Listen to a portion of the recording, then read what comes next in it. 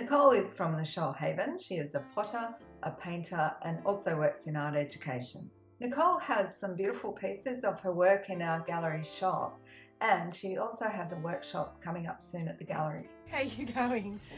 Welcome to my studio. Thank you for having us in your studio. That's all right. What are you going to show us today? I might make a spoon with some stoneware clay. What's the reason for kneading the clay? So I'm doing this to get all the air out of the clay, because you don't want to make something and find that it has a little air bubble locked inside it, and then when it goes into the kiln it can explode. I'm squeezing it into being a triangular shape, a cone shape. I hand build all the forms that I made. So I do a lot of pinching and some coiling. Some things I make out of slabs, rolling out slabs. The spoons that I make are a pinch pot. It's a skill that you learn over time. It's a touch sensation. Another thing that we could make in the Spoons and Small Things workshop is we could make some little vessels. Lately I've been making bud vases that are just big enough for really one little flower.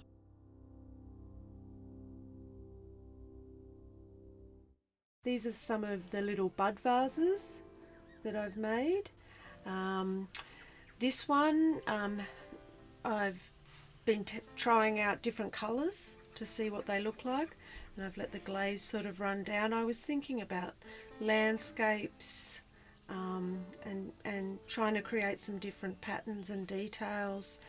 I have a pencil that I can use that goes through the kiln and fires, so I've made marks with a pencil that can be fired. Nice. So you get some really fine detail with that. Yeah, it's really lovely to be able to draw onto clay. I was wondering how you would get a tiny little brush and do all these tiny little vessels so beautifully. And I do that too, but yes, that's it's great to have a pencil and be able to draw. It's an underglaze pencil.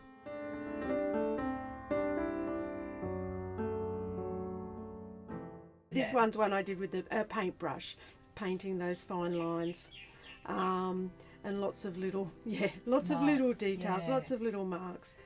So with that one, it looks like you've kind of started and just followed the form of the vessel with the marks you made onto it. Which is a really nice response to the materials. And you can see in this one too the way the materials have dictated the form too as well, really, with the way it comes up higher on this side. So a bisque firing, the first firing, takes around about 6 to 8 hours. Right, and when you do the glaze one, that's a much higher temperature? Yeah, it's a much higher temperature. So the bisque firing is around about 800 degrees, whereas the glaze firing is 1100 to 1280. Right. So it takes a bit longer. And once you put everything in, you need to let the temperature come up to that point? Yeah. And then it sits at that point for a little while, like maybe 15 minutes or so, and then it slowly drops down. The temperature drops down. You've got to wait for it to drop down to a certain thing, or you'll scald yourself for one thing. Yeah, even once it finishes firing, then it there's bungs in the side of the kiln which you take out, and that starts to release all the really hot air. But you even those bungs, you need to wear gloves to take them out because they're 1000 degrees, and then it takes around about a day for it to cool down to a point where you can start to touch the pottery with your bare hands. So it's definitely a lesson in patience. Yes. And mindfulness. Yes. But amazing. So Nicole, thanks so much for letting us into your studio today. It's all right. Pleasure.